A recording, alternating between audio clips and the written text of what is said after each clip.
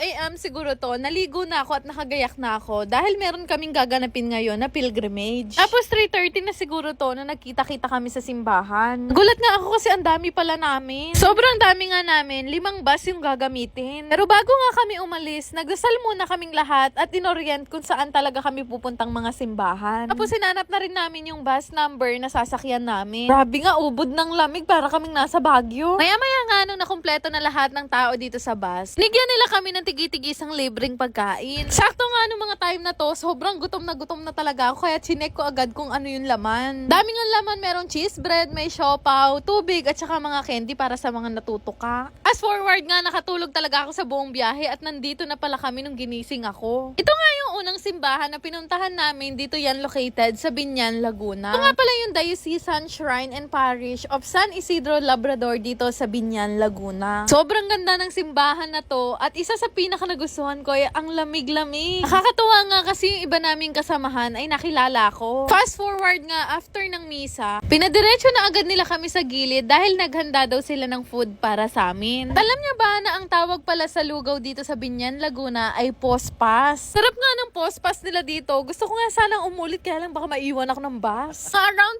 10 AM na siguro to nung natapos kami at bumalik na ulit sa bus. Kaya nga yung pangalawa sana naming pupuntahan, hindi namin napuntahan kasi nire-renovate daw. Pangatlong simbahan naman na pinuntahan namin, located yan dito sa Los Baños, Laguna. Ito naman yung Parish of Immaculate Conception. Limutan ko nga banggitin na bawat simbahan na pinupuntahan namin ay sinasabi nila yung history. Yun yung isa sa mga rason kung bakit masarap sumama sa mga ganitong pilgrimage. Nakakatuwa nga kasi ang dami-dami talaga namin. Susunod nga na pupuntahan namin, medyo malayo-layo na nga to kaya nakakakita na ako ng mga bundok. First time ko nga lang makarating sa Laguna at parang buong Laguna iikutin talaga namin. Pero bago ang lahat, dito nga muna kami kumain sa Liceo de San Pablo. Hanap na lang talaga kami ng mauupuan at pwedeng pagkainan at maya-maya din naman nagpunta na kami dito sa Cathedral Parish of St. Paul the Hermit. Ito yung pang-apat na simbahan na pinuntahan namin at located yan dito sa San Pablo, Laguna. Lukoyan nga siyang inaayos at nire-renovate ngayon. Sobrang ganda ng simbahan na to at napakalaki talaga. Papakita ko na rin sa inyo kung gaano kami kadami kapag nagpipicturan. Sabi guys, 250 pala kami dito. Di ba nakakatuwang sumama dito kasi nakakakilala ka rin ng iba't ibang tao. Syempre, dala-dala namin ang patron naming si San Isidro. Balik na nga sana kami sa bus pero may nakita kaming vendor ng malalaking bayabas. Be honest nga, first time ko lang talaga makakita ng ganito kalaking bayabas kaya bumili agad ako. Pagdating ko nga sa bus, di pa ako nakakaupo ng maayos, kinain ko na agad yung bayabas ko. Habang kumakain nga ako, nahihiya ako kasi nagtuturoan sila kung sino yung amoy bayabas. Nandito na nga kami sa panlimang simbahan na pupuntahan namin. Located naman dito sa Nagcarlan, Laguna. Grabe yung simbahan na to, napaka-antique at napakaganda talaga. Ito naman yung Parish of St. Bartolome de Apostol. A-amaze kayo kung gaano kaganda yung simbahan na to kapag nakapasok na kayo. Meron ngang sinabi yung pari sa amin. Humiling lang daw kami kay St. Bartolome at kapag may isang nagkatotoo ay bumalik kami ulit dito. Isa talaga ako sa mga naniniwala sa ganito, kaya naman hindi ko na pinalampas at nagpunta talaga ako sa altar. Magkatotoo man o hindi yung mga hiling ko, panigurado babalik ako dito. Ito naman yung pang-anim na simbahan na pinuntahan namin, located naman dito sa Liliw, Laguna. Kamaya nga sinundan na ako ng makukulit na mga bata na to at gusto nilang magpa-picture. Magandang simbahan na to, ang Parish of St. John the Baptist. Laki-laki ng simbahan na to at ang ganda-ganda talaga ng pagkakagawa. After nga namin magdasal at magsimba, lumabas na nga kami sa simbahan at namili naman ng mga pasalubong. Syempre kapag sinabing Liliw, Laguna, naku po, talamak talaga ang mga sandals dyan. Sobrang saya ko talaga nung napunta kami dito. Kilalang kilala kasi sila sa paggawa ng mga sandals or mga footwear. Pero fast forward na ulit, madami na akong nabili at papunta na ulit kami sa huling simbahan na pupuntahan namin. No boards moment naman kami dito dahil aliw na aliw talaga kami sa mga nasa likod namin. Tinabi na nga halos kami talaga sa daan at itong katabi ko, wala namang ginawa kundi matulog sa buong biyahe. Sobrang dami niya ng tulog, nabuo na siguro niya 3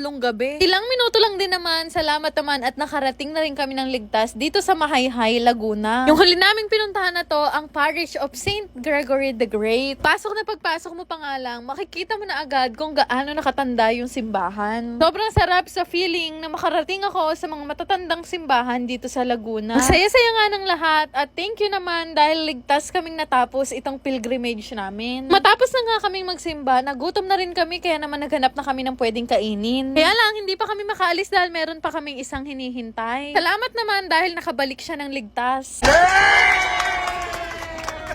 Maya-maya nga, na habang nasa biyahe kami pa uwi ng Pulilan, nagugutom ako, buti na lang may umakyat na nagtitinda ng makapuno. Wala naman yata akong ginawa buong maghapon, kundi magutom ng magutom. Fast forward, thank you Lord kasi nakauwi kami ng safe dito sa Pulilan, Bulacan. Salamat din sa inyo sa pagsama sa biyahe namin sa Laguna. Gusto niyo rin bang kumita habang naglalaro? Download niyo na rin tong Aurora game. Click niyo lang yung register para makagawa kayo ng account. Lagay ang mobile number, mag-create ng password at yung OTP na marireceive nyo. Ganun lang kadali gumawa ng account at pwedeng-pwede na kayong mag-cash in para makapaglaro. Napakadali lang din naman mag-cash in. Ilalagay nyo lang naman ang inyong GCash account name, GCash number at yung login password. Napakadaming laro na pwede mong pagpilian dito. May guess size, toss coin at Benson WD. Pero isa sa mga madalas ko talagang laruin, itong color game. Bukod sa madali ang mechanics nito, mabilis lang din kumita dito. Para ka lang kasi naglalaro sa perya pero ang kinaganda dito, hindi mo na kailangan lumabas. Grabe guys, sobrang dali manalo dito sa Aurora game. Isa sa pinakamadaling laro pa dito ay itong Dragon and Tiger. Ito lang naman din kasi yung pagpipilian mo dito. Mimili ka lang naman kung Dragon, Tiger, or Tie. Sarap nga tumaya dito kasi ang laki ng napapanalunan. Tipin nyo, sa isang taya, minsan nananalo talaga ako ng kulang 2,000. Kapag ka nga nananalo na ako ng malaki, syempre nagka-cash out na ako. Yung kinashin ko nga kanina na 100 pesos, napalaki ko siya ng 10,000. Sobrang dali lang din naman mag-cash out. Lalagay mo lang naman yung GCash information mo at wag mong kakalimutan na ilagay yung login password mo. Di ba ganun lang kadali manalo dito sa Aurora game? Kaya naman subukan nyo na rin itong laruin gamit ang link na makikita nyo sa comment section. Yun lang naman. Salamat!